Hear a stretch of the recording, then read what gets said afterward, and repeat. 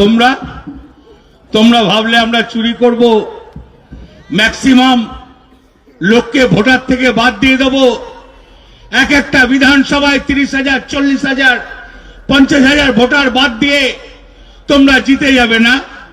আর আমরা আঙুল চুষবো? আঙুল চুষতে আসি নাই।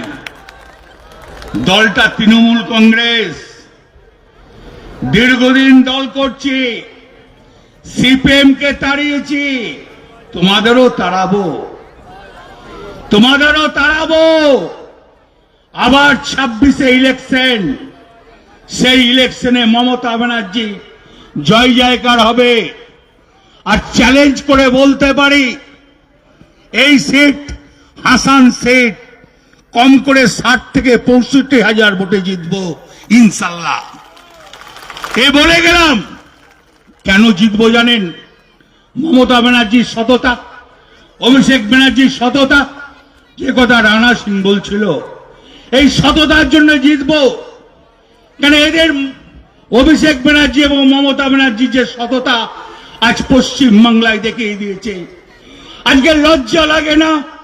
সাধারণ মানুষ, খেটে খাওয়া মানুষ, তোমরা সকাল 10টায় ডাকছো, বিকাল বেলায় ছাড়ছো।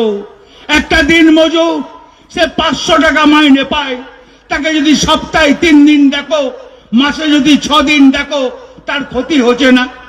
তোমাদের মায়া নাই না? তোমাদের মায়া থাকবে না? তোমরা যে হিন্দিভাষী, তোমরা বাংলাকে দেখতে পারো না, তোমরা বাংলাকে সহ্য করতে পারো না। আর বাংলার মানুষ দুহাত ভরে মমতা ব্যানার্জিকে ভালোবাসে। তাই বন্ধু, অনেক মা বোনেরা সামনে আছেন, আমার চেয়ে যারা আমার বড়, আমার প্রণাম নেবেন, আমার চেয়ে যারা ছোট, আমার অন্তরের ভালোবাসা নেবেন। যারা বুথের লোক আছেন, তারা কর্মীদের আমি স্যালুট জানাই। যারা অঞ্চল প্রেসিডেন্ট আছেন, তাদের আমি স্যালুট জানাই। আমরা নেতা নয়। আজকে মমতা ব্যানার্জিকে মুখ্যমন্ত্রী করেছেন ওই বুথের লোকরা, ওই অঞ্চলের লোকরা, এই পাড়ার লোকরা, আর এই মা বোনেরা মমতা ব্যানার্জিকে মুখ্যমন্ত্রী করেছে। তাই বন্ধু, আপনাদের কাছে আমি বলতে এসছি, যত বড়ই ঝড় আসুক, ঝড় কিন্তু আমরা আটকাবো। আমরা সবাই মিলে একসঙ্গে আটকাবো। আমরা এক হয়ে রাস্তায় নামবো, আমরা সবাই মিলে মাঠে নামবো। আমরা মা বোনেরা, আমরা ভাইরা, আমরা কাকারা, আমার চাচারা, সবাই মিলে মাঠে নেমে তোমাদের আমরা রক্ষা করব, আর তোমাদের আমরা রুখে দেব। তুমি ভয় দেখিয়ে পারবে না। কি করবে? জেল খাটাবে। 2.5 বছর তো খাটিয়েছ, ভয় পায় নাই, একবারই ভয় পায় নাই। সিপিএম কে তাড়িয়েছি, তোমাদেরও তাড়াবো। মানুষের উপকার করতে তাতে জেল খাটতে হয়, খাটবো, তাতে লজ্জা লাগবে না। অন্যায় তার করছি না, মানুষের ন্যায্য পাওনা পাইয়ে দিচ্ছি, এতে ভয় পাবার কি আছে? তাই বন্ধু, মা বোনেদের কাছে বলছি, মারা যারা বোনেরা আছেন, এই ভোটে আপনাদের একটা বিরাট ভূমিকা থাকবে। পাড়ায় পাড়ায় আপনারা দয়া করে সবাইকে সংগঠিত করে বুথের বাক্সয় নিয়ে যাবেন।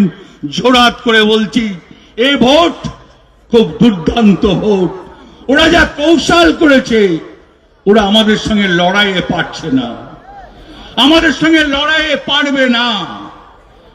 ওরা কিভাবে অন্যায় করবে, কি করে জব্দ করবে, কি করে শেষ করবে, এই একই পরিকল্পনা।